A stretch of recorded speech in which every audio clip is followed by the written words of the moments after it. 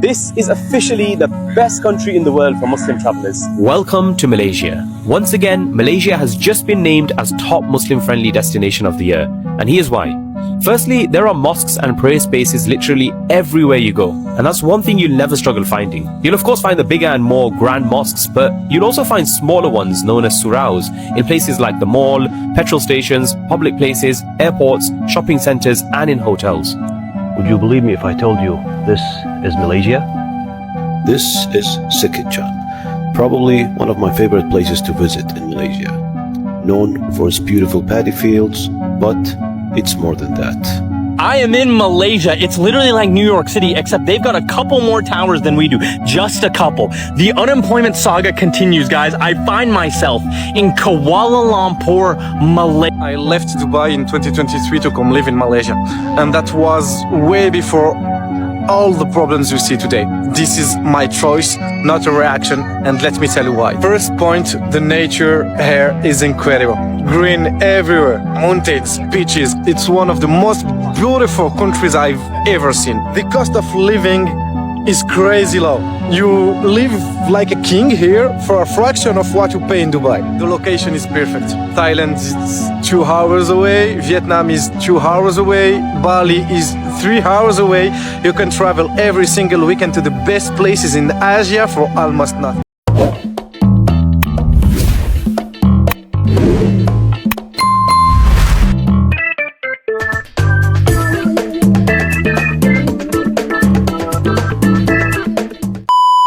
Assalamualaikum dan salam sejahtera. Selamat datang kembali di channel Ami Story. Hari ini kita akan melihat bagaimana ramai pelancong dari Amerika dan Eropah benar-benar terkejut apabila menjejakkan kaki ke Malaysia. Mereka mengakui bahwa Malaysia jauh lebih moden, lebih bersih dan lebih selesa daripada apa yang mereka bayangkan sebelum ini. Adakah tanggapan dunia terhadap Malaysia selama ini sebenarnya sudah ketinggalan zaman? Jom kita saksikan bersama sehingga habis. I'm currently in Malaysia, and there's one big thing that I've noticed here, and that's the diversity between religion and culture. Here you have Christianity, Catholic, Muslim, Hindu, and I'm sure much more. But there's a big difference here in Malaysia. Everybody coexists together peacefully, and I believe that the world can learn a lot from Malaysia. I really do. I know that I have already learned so much from Malaysia, and this is a country that I will constantly now revisit and maybe one day try and live in, because it's somewhere truly special. You don't come here to Malaysia just for the beautiful views, the amazing food. You come here for the people. I'm a solo traveller, and there's one place that I never feel alone, and that's Malaysia. It doesn't matter where I am. I'm currently travelling through on a motorbike in Sabah. I've been to the rural areas already. I am welcomed with the same response. A smile, a wave, a conversation and happy faces. It doesn't matter about what religion I am, what skin colour I am, but this place is truly special. Now I believe if you're feeling negative in life and you're looking for somewhere to go to rejuvenate yourself, I recommend coming to Malaysia, because this is a truly special country due to the people. I just have to share this. It's a regular day in my life. I've been ordering my iced coffee. I've been at the post office. I've been in contact with my kids' climbing place. And the level of service and kindness that I keep on getting here in Malaysia is extraordinary. It's out of this world. The world should look at Malaysia and be like, oh, okay, that's one way of doing it. And it's probably the best way, because here, people are not meeting you with that harsh, stressed, running for my life kind of feeling. It's calmness. It's just relaxed. It's like, hi, what can I do for you? How can we solve whatever problem or not problem? I don't know. It's just, I love it. Thank you, Malaysia, for putting this example out in the world. So I think Kuala Lumpur could low-key be one of the best cities on earth for food. And that is because this city is a true melting pot of cultures. They all kind of blend into one. You've got a huge Indian population here, you've got a huge Chinese population here. And because of that, the food here is incredible. You have all these kind of like hybrid mixes of street food dishes. Oh, I'm going to get run over. But yeah, we're currently in Little India now. You've got all the skyscrapers, and then within a 10-minute walk, you are in Chinatown. And just because of how close proximity all these different cultures are, The food also prospers. We call Malaysia a third world or a developing country, but look at this. This is what neighborhoods look like in parts of Malaysia. This is in Georgetown, Penang, so in Kuala Lumpur, also in Melaka, and it just really makes me think, because I'm from Europe, and for me, like, walkability, being able to like walk outside, have like places for pedestrians is something that I've always taken for granted. But traveling through Asia, South America made me really realize that it's not a given, really. It is a privilege. So to be able to see this and the growth of Malaysia in such beautiful, walkable spaces that are safe and really like human-centric it's so great, and it's really like makes me reflect a lot on the labels and whether these are still, you know, up to this day or not. So honestly, Malaysia is such an underrated. Guys, I miss Malaysia so bad. Last night I was out eating with my friends in Paris, mind you. In Paris, right? The capital, food capital of the world. Delicious. It was delicious food. But I swear the only thing that was on my mind was nasi kandar and nasi lemak. Man, those chickens, oh my god, with the sauce, that just has my mouth watering. I swear, bro. I miss Malaysia so bad. I miss hearing the adhan, being at nasi kandar and be like, oh, time to pray, right? Even if it was during Ramadan, right? So the food tasted extra good because of, you know, iftar. I don't know, I miss it. And it's hot here. It's hot right now. It's not as hot as it was in Malaysia, but like, it's sarong weather, you know? And I want to wear it. I want to wear it so bad. But it's weird here. You can't wear it. So I wear it around the house. You know, no underwear, no nothing. It's just freeing. I just wear it. And I try to explain to my friends, you know, man, how it is over there. They don't get it. They don't get it. They have to go see. So I told them, I said, go get a ticket and go see. I swear I'm going to make it back there. A lot of you told me that it wasn't a good period to come back right now because, you know, it's monsoon season and all that. And to come back in September, I think I'm gonna have to book a ticket back ASAP because I cannot wait to experience Malaysia again. I'm gonna try different things though, you know. I'm gonna get out of Kuala. I'm gonna go see the other places up north, near Thailand, down south too. I don't know, but I can't wait to go back. I also really want to try the thing where you go in a village and then a family hosts you. Oh man, you guys have been saying that all the time. I want to experience that so bad. I forgot what the name was, but I want to try that. We're one-click people. I forgot what the term is in Malaysian. Please remind me in the comments what it is because I can't find it anywhere. But we're one-click guys. You know, we say we're going, we're going. Apa yang paling menarik ialah hampir semua pelancong memberikan pujian yang sama. Mereka kagum dengan kebersihan bandar, sistem pengangkutan awam yang moden, kemudahan awam yang terjaga, serta keramahan rakyat Malaysia. Malah ada yang mengatakan Kuala Lumpur mampu berdiri setanding dengan bandar-bandar besar dunia.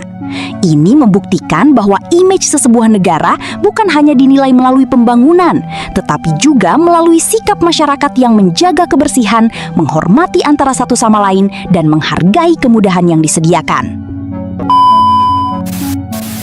This is officially the best country in the world for Muslim travelers. Welcome to Malaysia.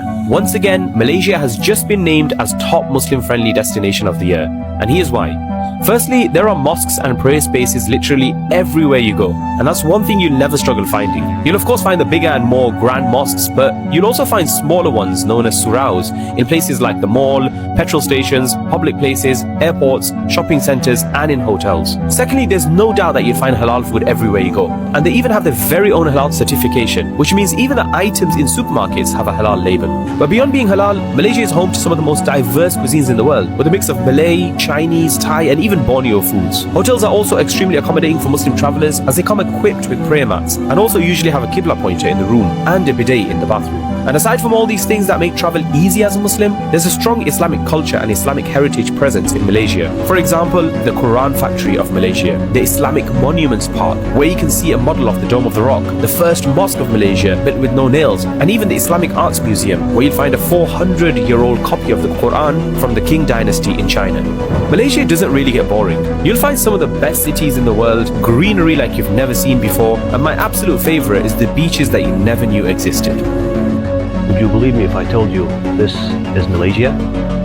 This is Sekichan, probably one of my favorite places to visit in Malaysia. Known for its beautiful paddy fields, but it's more than that. Most people think this is just a small town in Malaysia, but it plays a big role in the country's rice supply. Sekichan is one of the most productive rice farming areas in Malaysia. Malaysia produces around 2 to 2.5 million tons of rice every year. What makes it different? Well, efficiency. Farmers here can harvest 2 to 3 times a year, compared to many places that only harvest once. And this matters because rice is not just food, it's food security. So what looks like a quiet town is actually part of something much bigger.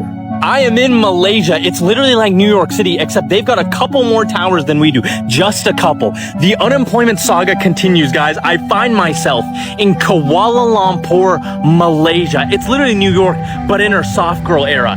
And what do I do as a typical American on my first day? That's right. I went to a mall to go eat and shop at Uniqlo. The same thing I could do in New York, but I'm doing it in Malaysia, guys. But Malaysia, dude, they fucking get it, guys. This is a park with a water show in between a mall with their towers built after the Y2K movement. A bold choice, I will say. But I'm behind it, guys. A water show, a park, and over there, a food court. The only thing they're missing is a parking lot and a Costco. But guys, we need to learn from Malaysia. They get it, bro. They understand preserving their beauty in the nature over here, as well as the industry consumerism. I love it here. They get me. Malaysia is the most underrated country in Southeast Asia. I just spent a month there, and here's what I think. Everyone actually speaks English there. It's also relatively clean compared to the other countries in the region. And the food in Malaysia is the best I've tasted across all of the world. Kuala Lumpur is also super modern with great infrastructure, and it's way less touristy than Thailand. The country is Muslim, so I thought it was going to be super strict, but you can actually buy alcohol, they have nightclubs. It's not as great as other countries, and alcohol is quite expensive. If that's what you're looking for, don't go to Malaysia. One thing I forgot to say is how cheap Malaysia is. I found that some things are actually cheaper than in Thailand, but some things like alcohol, for example, are more expensive. One of the downsides with Malaysia is that it's not as flashy as other countries. It doesn't have so many tourist attractions, but it's definitely a great place to live long term.